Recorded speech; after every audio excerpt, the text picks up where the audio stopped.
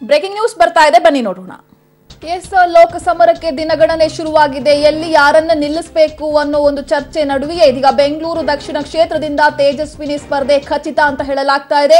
ಯಡಿಯೂರಪ್ಪ ಇದೀಗ ಸಾಕಷ್ಟು ಗೊಂದಲಗಳಿತ್ತು, ಆ ಗೊಂದಲಗಳಿಗೆ ತೆರೆಯನ್ನ ಎಳೆದಿದ್ದಾರೆ. ನಿನ್ನೆ ರಾತ್ರಿ ತೇಜಸ್ವಿನಿ ಅವ್ರ ಜೊತೆ ಈಗ ಅಶೋಕ್ ಕೂಡ ಮಾತುಕತೆಯನ್ನ ಮಾಡಿದ್ದಾರೆ. ಬೆಂಗಳೂರು ದಕ್ಷಿಣದಿಂದ ತೇಜಸ್ವಿನಿ ಅನಂತಕುಮಾರ್ ನಿಲ್ಲೋದು ಈಗ ಖಚಿತ ಅನ್ನೋ ಮಾಹಿತಿ ನಮಗೆ ಸಿಗ್ತಾ ಇದೆ. ಬೆಂಗಳೂರು ದಕ್ಷಿಣ ಕ್ಷೇತ್ರದಿಂದ ತೇಜಸ್ವಿನಿ ಅನಂತಕುಮಾರ್ ಸ್ಪರ್ಧೆಯನ್ನ ಮಾಡ್ತಾರೆ. ನಿನ್ನೆ ರಾತ್ರಿ ಕೂಡ ಅಶೋಕ್ ಅವ್ರ ಜೊತೆ ಮಾತುಕತೆಯನ್ನ ಮಾಡಿದ್ದಾರೆ. ಇದೀಗ ಸಾಕಷ್ಟು ಗೊಂದಲಗಳಿತ್ತು, ಆ ಗೊಂದಲಗಳಿಗೆ ಯಡಿಯೂರಪ್ಪನವರು ತೆರೆ ಎಳೆದಿದ್ದಾರೆ. ಈ ಹಿಂದೆ ಒಂದಷ್ಟು ಮಾತುಗಳು ಕೇಳಿ ಬರ್ತಾ ಇತ್ತು. ಬೆಂಗಳೂರು ದಕ್ಷಿಣದಿಂದ ಯಾವುದೇ ಕಾರಣಕ್ಕೂ ಅನಂತಕುಮಾರ್ ಅವರ ಪತ್ನಿ ತೇಜಸ್ವಿನಿ ಅವರನ್ನ ನಿಲ್ಲಿಸೋದು ಬೇಡ ಅಂತ ಹೇಳಿ ಅಶೋಕ್ ಹೇಳ್ತಾ ಇದ್ರು, ಅವ್ರಿಗೆ ಇಷ್ಟ ಇರಲಿಲ್ಲ ಅಂತ ಹೇಳಿ. ಈ ವಿಚಾರ ಯಾವಾಗ ಅಮಿತ್ ಶಾ ಅವರಿಗೆ ಗೊತ್ತಾಯ್ತೋ ಅವರು ಒಂದು ಕ್ಲಾಸ್ ಅನ್ನ ಕೂಡ ತೆಗೆದುಕೊಂಡಿದ್ರು ಅನ್ನೋ ಮಾತುಗಳು ಕೂಡ ರಾಜಕೀಯ ಪಡಸಾಲೆಯಲ್ಲಿ ಹರಿದಾಡ್ತಾ ಇತ್ತು. ಈಗ ಸಿಗ್ತಾ ಇರುವಂತಹ ಮಾಹಿತಿಯ ಪ್ರಕಾರ ಬೆಂಗಳೂರು ದಕ್ಷಿಣ ಕ್ಷೇತ್ರದಿಂದ ತೇಜಸ್ವಿನಿ ಅನಂತಕುಮಾರ್ ಸ್ಪರ್ಧೆ ಖಚಿತ ಆಗಿದೆ. ಇದೀಗ ಸಾಕಷ್ಟು ಗೊಂದಲಗಳಿತ್ತು, ಆ ಗೊಂದಲಗಳಿಗೆ ಬಿಜೆಪಿ ರಾಜ್ಯಾಧ್ಯಕ್ಷರಾದಂತಹ ಯಡಿಯೂರಪ್ಪನವರು ತೆರೆ ಎಳೆದಿದ್ದಾರೆ.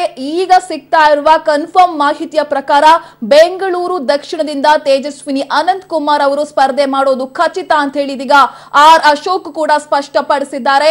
ನಿನ್ನೆ ರಾತ್ರಿ ಅವ್ರಿಗೆ ಕರೆ ಮಾಡಿ ಈ ವಿಚಾರಕ್ಕೆ ಸಂಬಂಧಪಟ್ಟಂತೆ ಅಶೋಕ್ ಅವರೇ ಸ್ವತಃ ಮಾತನಾಡಿದ್ದಾರೆ ಅನ್ನೋದು ಕೂಡ ಸಿಗ್ತಾ ಇರುವಂತಹ ಮಾಹಿತಿ. ಯಾಕೋ ಗೊತ್ತಿಲ್ಲ, ಅಶೋಕ್ ಅವ್ರಿಗೆ ದಕ್ಷಿಣದಿಂದ ಬೆಂಗಳೂರು ದಕ್ಷಿಣದಿಂದ ಇವರನ್ನ ನಿಲ್ಲಿಸೋದಕ್ಕೆ ಇಷ್ಟ ಇರಲಿಲ್ಲ. ಬೇರೆ ಯಾರನ್ನಾದ್ರೂ ನಿಲ್ಲಿಸಬೇಕು ಅಂತ ಹೇಳಿ ಇವರು ಪಟ್ಟನ್ನ ಹಿಡಿದಿದ್ರು ಅನ್ನೋ ಮಾತುಗಳು ಕೂಡ ಇತ್ತು.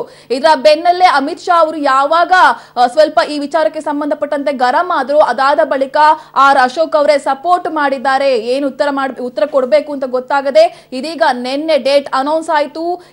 ಈಗ ಸಿಗ್ತಾ ಇರುವಂತಹ ಮಾಹಿತಿಯ ಪ್ರಕಾರ ತೇಜಸ್ವಿನಿ ಅನಂತಕುಮಾರ್ ಅವರು ಬೆಂಗಳೂರು ದಕ್ಷಿಣದಿಂದ ಸ್ಪರ್ಧೆ ಮಾಡೋದು ಖಚಿತ.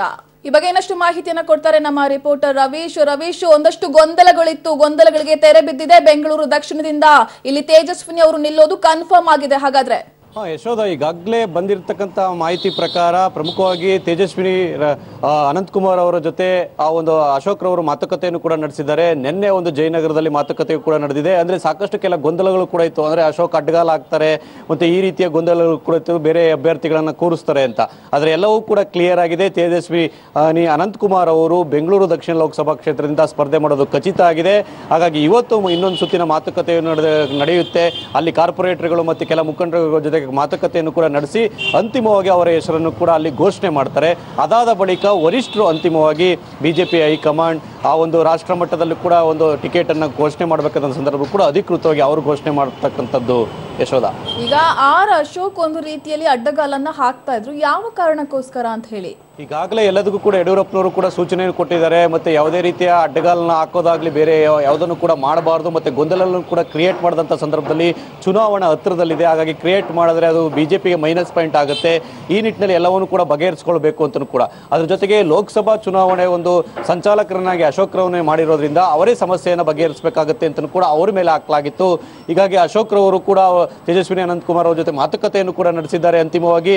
ಹಾಗಾಗಿ ಯಾವುದೇ ರೀತಿಯ ಗೊಂದಲಗಳಿಗೆ ಆಸ್ಪದ ಕೊಡದಂತೆ ಆ ಒಂದು ಬೆಂಗಳೂರು ದಕ್ಷಿಣ ಲೋಕಸಭಾ ಕ್ಷೇತ್ರದ ಒಂದು ಶಾಸಕರುಗಳ ಜೊತೆ, ಕಾರ್ಪೊರೇಟರ್ಗಳ ಜೊತೆ, ಮತ್ತೆ ಪ್ರಮುಖ ಮುಖಂಡರುಗಳ ಜೊತೆ, ಮತ್ತೆ ಪರಿಷತ್ತರ ಸದಸ್ಯರ ಜೊತೆ ಕೂಡ ಮಾತುಕತೆಯನ್ನು ನಡೆಸಿ